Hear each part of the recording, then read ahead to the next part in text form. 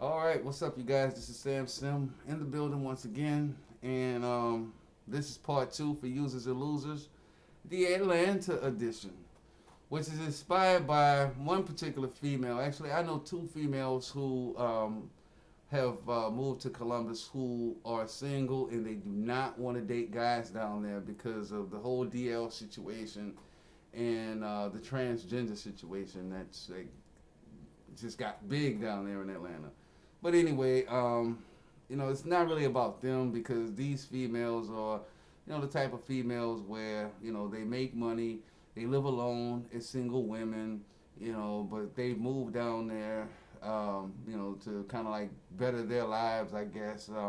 One girl actually moved down there to be a model, and she's a very, very beautiful girl. And the other one, like, she's a travel nurse, and she's from Ohio, and what she'll do is when she comes up here and she'll want to hang out, and she's like, "Oh, what you doing, Sam?" And then she'll show me these pictures. Like before she actually got a condo in Atlanta, she would always show me the pictures, and she's like, "What do you think of this?" And she's asking me, when am I gonna move down there because she wants, to basically have, some type of relationship. She wants penis in the crib, right? And I'm like, nah, like my views of living with another female. This girl makes a hell of a lot of money. She has a large bank account, but we still cool. Like we still cool. There's no problem.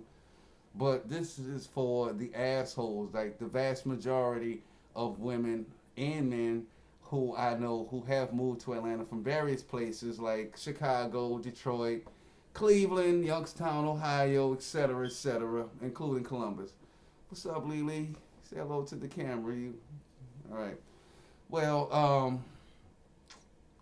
I noticed that a lot of the people who do move to Atlanta, they fucked up their reputation where they're originally from. They've used all the resources. No one really wants to be bothered with them. People see them and walk the other way.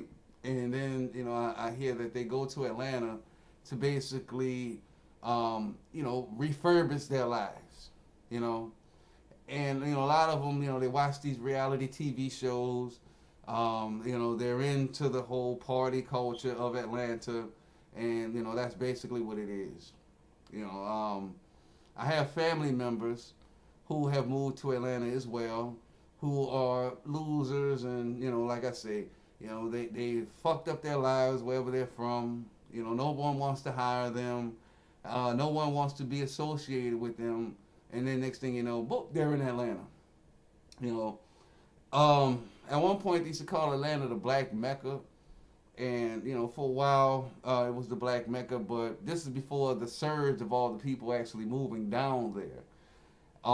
A lot of the people who moved to Atlanta, which made it the Black Mecca, are the people who were born and raised there. You have a lot of families that live in places like Roswell, a lot of the outskirt places like Marietta. You have strong black families who live out there, and they support one another. A lot of the young guys who come from these families, they have old money. And I've seen this personally. I know a couple of people who live in multi-thousand-dollar, some of them $1 million homes, and like their families were there like even before the civil rights movement. These people have generations of family members from Atlanta, but the surge of the people who have moved down to Atlanta is only because of the popularity that Atlanta has, and the reality TV shows. You got Real Housewives and all of this other shit.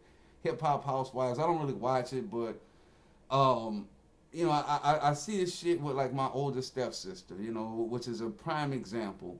And I have a couple of other family members, at least like 5 or 6 family members who have recently moved to Atlanta, right?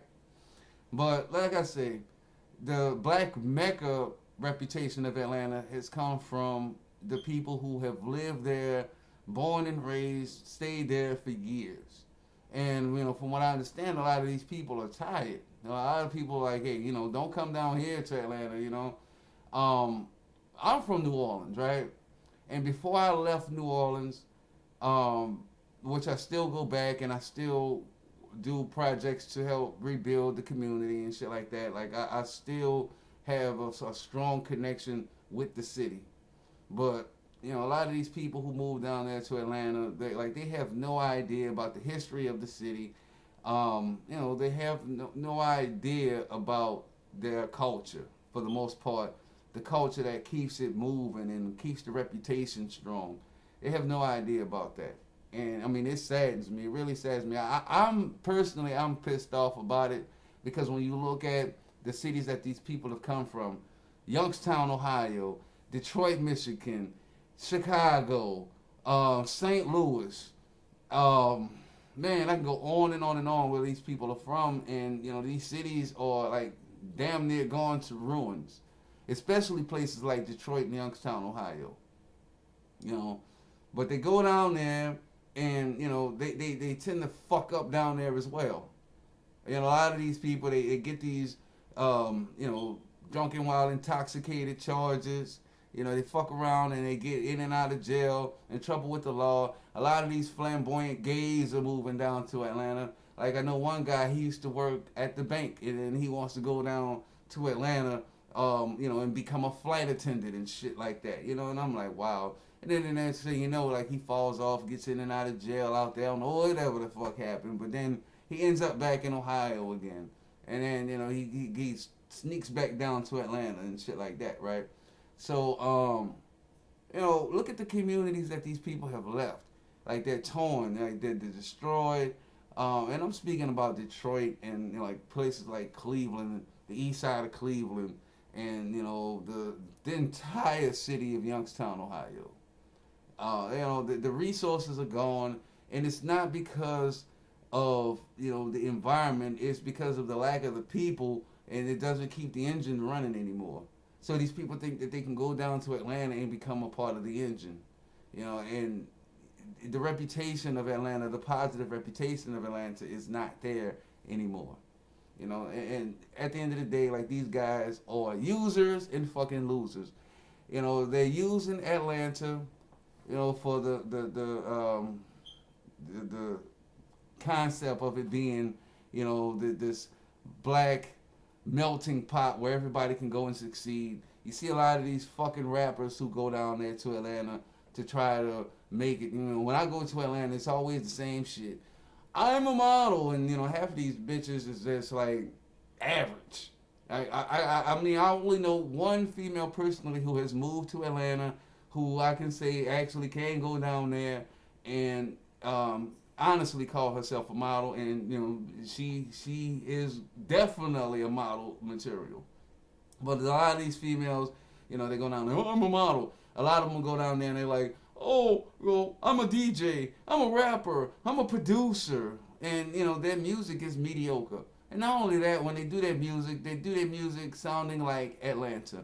A lot of people that I know, even from Cleveland, you don't really get this in New Orleans. Like for what I find in New Orleans, a lot of the people there, they tend to, still have their own style. They tend to have their own flavor. But a lot of the people from these other cities, when you hear them, it's always that Atlanta style. It's always the singing, and they're using their patterns, their formulas, trying to make a way and shit. And the whole theory is, if your city, I mean, this is how it was back in the day. If your city isn't on the map, then you do whatever you can to put it on the map. The the people from the civil rights movement, the families who have fought during all of that and got to the point of where it is now, those particular people, they fought through the struggle. So then you got these people from like, Youngstown, Ohio, they moved down to Atlanta to, be a part of it and shit, where all you have to do is just work hard like they did down there to build your own foundation, your own community, and then that way your city will be on the map like how they are. Your city would be the black Mecca. These motherfuckers want to run down there and shit. And I find, like I said, a lot of the people who live down there, they don't want them there. The people who have been born and raised down there, they find that there's just so much competition. It's hard to find a job, and then it's saturated with a lot of gays and a lot of negative stereotypes. And a lot of these people, when you look into their history, they are from other places. And it's sad, man. It's sad. The motherfuckers need to go home, man. You go home, rebuild your community. If you're doing music, represent your city and, build it the way, like, I know this one guy, he's originally from Ohio, fucked up his shit up here in Ohio, had a record label, and he wants to start his record label in Atlanta, because, he feels that he can get more people to follow him in Atlanta. I mean, how can you do that? How can you come from another city, go into someone else's city, and basically say, okay, well, this is my music and this is what I want to do. I'm from New Orleans. And, I mean, if you're from New Orleans, people know, like, we have a large following for local rappers down there. I mean, if you know Mystical's history, Mystical had a record label. He started off with Big Boy Records.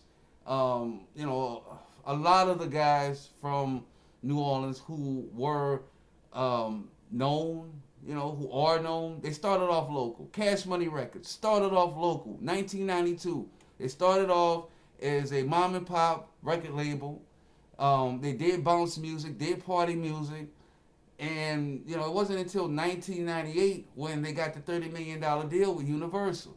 But they did the hard groundwork in their city. But then you got this asshole who figures that, his shit isn't selling. There's no support where he is. He hasn't done the groundwork. He hasn't, pushed his music or, pushed his product the way it's supposed to be pushed. So no one knows about him, and then next thing you know, like, he says, well, I'm going to Atlanta. He's a fuck nigga. You know what I'm saying? Anybody from New Orleans, like, they know this. You start off small, you build up your foundation, and, they'll reach out for you. People see that you're doing the work, they see you doing the groundwork, and they're like, okay, well, he's made it this far, let me take him to the next level. You dig? And I mean, that's how it fucking works. So, I'm just go ahead and leave it like that, man. I'm not going to make these videos too long, but I mean, just think about this shit. Think about these assholes who moved down there to Atlanta, using up all the resources down there, and then when shit goes bad, they go back home to their city for a couple months, and then it's off to Atlanta again. The reason why these cities, and in some cases even New Orleans, like, the reason why these cities are decrepit and, they have low standards is because of the lack of the people that are there and the lack of ambition that these people have. Plain and simple. So, and that's it, you guys. Lily is tripping, man. She's just getting way out of hand. She's getting big too. Actually, I'm working on a project. I'm the only guy in the country in the United States who have a special pair of boas, and we're actually working on breeding this new type of boa constrictor, which is this salmon motley right here. It's a South American. And it's T-blood line, and it's a special bloodline. It's very rare. This is like a $3,000-$4,000 snake, even as a baby. This is a rare boa. This is a motley, but it's a rare bloodline. And I also have upstairs, I have a jungle that's a South American as well, and he's very rare. But between the two, no one has ever seen the type of boa that this would create. And if you're into boa constrictors and you're into morphs and shit like that, then you'll have an understanding of what I'm talking about. But for the most part, I'm competing with another guy in the UK, to basically get, the snake, the special type of snake, which will probably range anywhere between $5,000 to $10,000. Probably even more than that. I can probably name my price, once she has babies.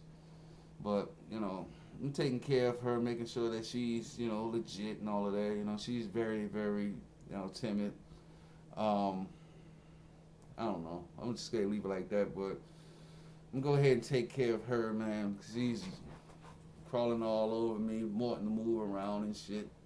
She doesn't want to stay on my shoulder, so I'm gonna go ahead and take care of her. But you guys be cool, man. This is Sam Sim. Peace.